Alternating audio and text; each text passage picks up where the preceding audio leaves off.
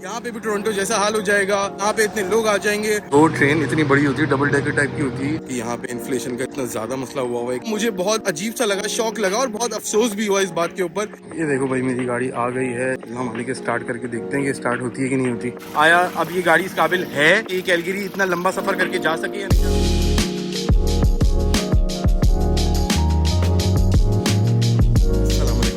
हज़रात और welcome back to अशरसना vlogs. तो भाई आज है टोरंटो में मेरा दूसरा दिन बड़ा इंपॉर्टेंट था क्योंकि पहले दिन में चला गया था डाउनटाउन टोरंटो और मैं अब जा रहा हूँ गाड़ी लेने के लिए। इंश्योरेंस वगैरह सब कुछ मैंने चेक कर लिया था, सब कुछ ओके है, सब जबरदस्त है। अब बस जाऊंगा वहाँ पे स्टोरेज में। मैंने ओकविल के अंदर गाड़ी खड़ी की थी, यहाँ से जो है वो पकड़ूंगा ट्रेन और टीटीसी लेके जाऊंगा मैं गो स्टेशन यूनियन, और यूनियन से लेके जाऊंगा फिर ओकविल, और फिर वहां से जो है वो देखूंगा कि ऊबर करूंगा कि लिफ्ट करूंगा या फिर बसें जा रही होती हैं। कोशिश मेरी यही है कि मैं जो है वो बजट ट्रैवलिंग करूँ, कम से कम पैसों के अंदर अपना ये काम पूरा कर लूँ। तो बस अब सुबह सुबह का माहौल है यहाँ पे, यूनिवर्सिटी में स्टूडेंट्स वगैरह जा रहे होते हैं, बसेस भी जा रही हैं, मगर बसेस वहाँ नहीं जा रही होती जहाँ मुझे जाना है ऑब्वियसली, तो वहाँ पे ट्रेन नहीं जाएगी। तो आज टीटीसी में जाएंगे और उसके बाद फिर गो पकड़ेंगे।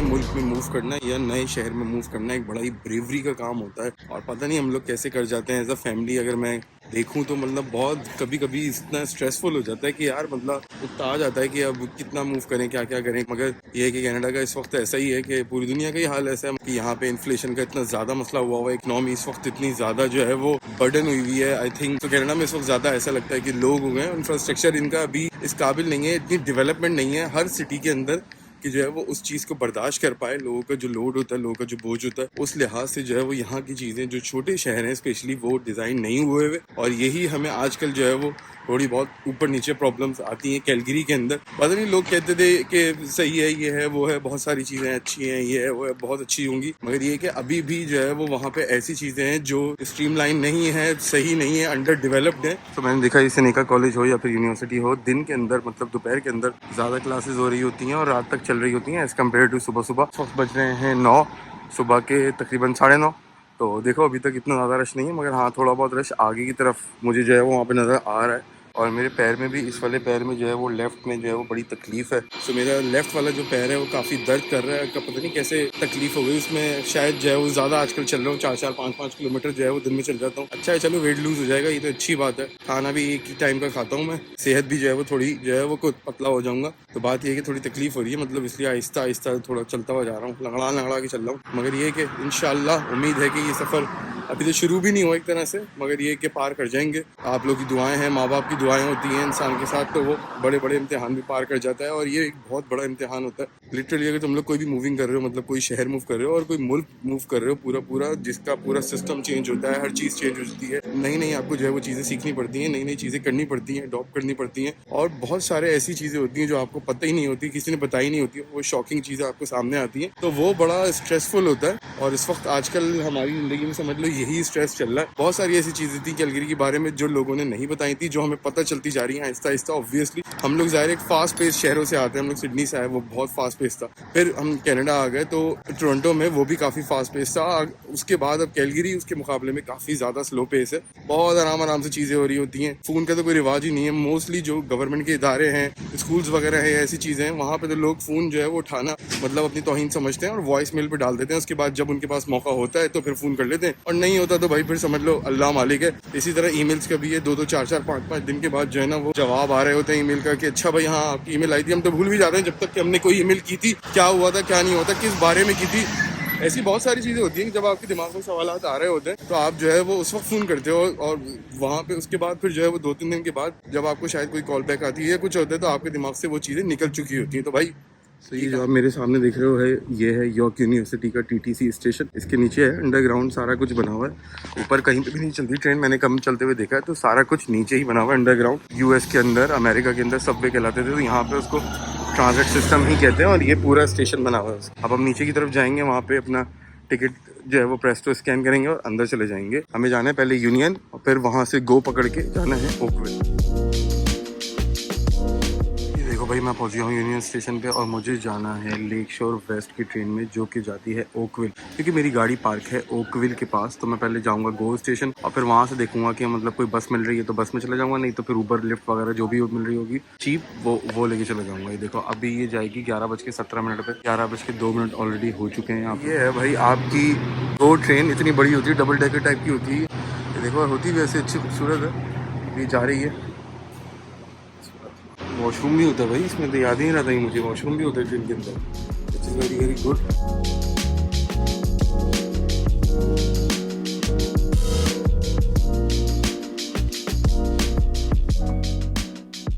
ट्रेन के अंदर की भी खास बात होती है कि connect to go plus wifi, तो मतलब आप गो वाईफाई से कनेक्ट कर लो जो कि फ्री होता है। और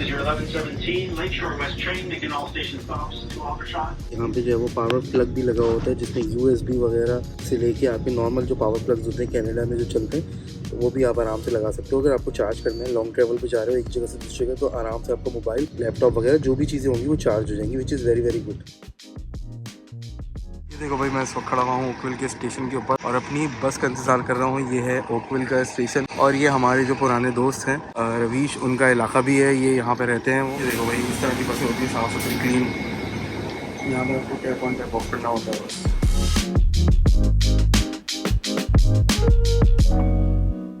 वो देखो भाई वो आ गई है मेरी सेल्फ स्टोरेज में। मैं यहाँ से बस करता हुआ पैदल कहाँ से होता हुआ आ रहा हूँ, ख्वार होता हुआ। बट ये है कि पैसे बचा लिए हैं मैंने, अल्लाह का शुक्र है, काफ़ी हद तक पैसे बचा लिए हैं मैंने। देखो वो रही सेल्फ स्टोरेज स्मार्ट स्टॉप की। अब वहाँ जाऊँगा और वहाँ से गाड़ी देखो क्या हालत में होगी क्या नहीं होगी। हमारी ज़िंदगी में ये स्ट्रगलिंग पीरियड काफ़ी अरसे से है, जब से हम लोग ऑस्ट्रेलिया की PR की भाग दौड़ कर रहे थे 2017-18 से, आई थिंक समझता हूँ ऑलमोस्ट 6 साल हो गए और अभी तक ये चल ही रहा है कि स्ट्रगलिंग पीरियड। बीच में बेहतर जो है वो, जैसे पिछले साल काफ़ी चीज़ें बेहतर होना शुरू हुई थी, अब दोबारा इतनी जो है वो अफोर्डेबिलिटी के इश्यूज़ हैं कनाडा में। अगर मैं इस वक्त बात करूँ पूरी दुनिया का तो ऑब्वियसली यही बुरा हाल है। कोविड के बाद इन्फ्लेशन बदतरीन जो है वो हिट की है और कनाडा में भी इस वक्त बहुत शदीद महंगाई हो गई है। उसकी वजह से जो है वो हमें टोरंटो यहाँ पे छोड़ना पड़ा, नहीं तो ऑब्वियसली जहाँ हम लोग मिल्टन में रहते थे वो बहुत अच्छी जगह थी, बहुत अच्छा इलाका था, सब कुछ अच्छा था। वहाँ के जो लैंडलॉर्ड थे हमारे अंकल आंटी वो भी बहुत अच्छे थे, कभी भी जो है वो उन्होंने हमें कभी कोई तंग नहीं किया, कुछ नहीं किया, हमने भी उनको तंग नहीं करते थे अगर वो देख रहे हो तो ये है कि हमारा उनसे बहुत अच्छा रिलेशन था। जो पहले के लोग होते होंगे वो किस तरह के एक्सपीरियंस करते होंगे,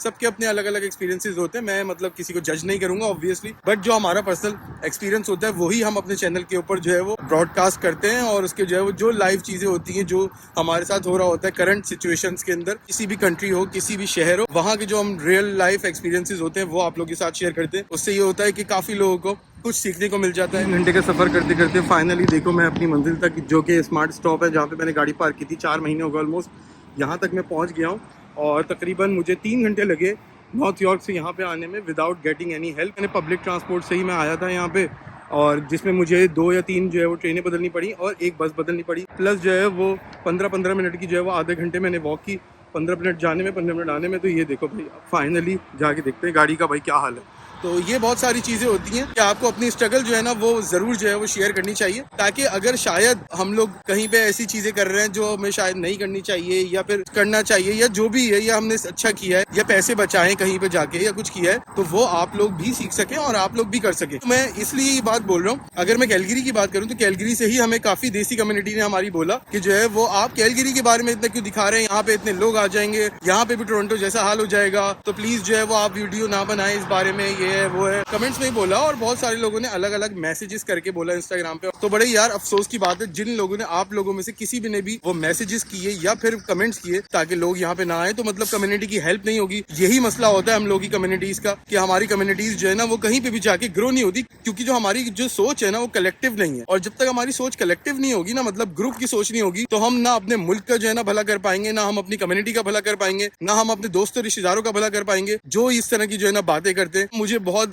अजीब सा लगा, शौक लगा और बहुत अफसोस भी हुआ इस बात के ऊपर। ये जो आप सामने मेरी गेट देख रहे हो उसमें हम कीपैड में जो है वो अपना नंबर एंटर करेंगे, पासवर्ड, और उसके बाद फिर ये गेट खुल जाएगा, हम अंदर चले जाएंगे।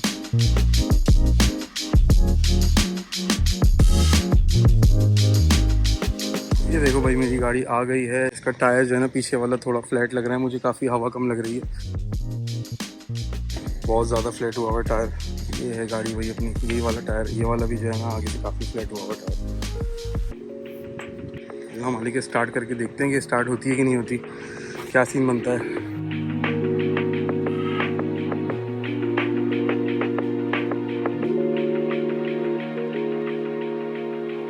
بسم اللہ الرحمن الرحیم کر لیتا ہوں پہلے، کیونکہ اس میں بہت برکت ہوتی ہے اور انشاءاللہ تعالیٰ مجھے لگتا ہے گاڑی سٹارٹ ہو جائے گی.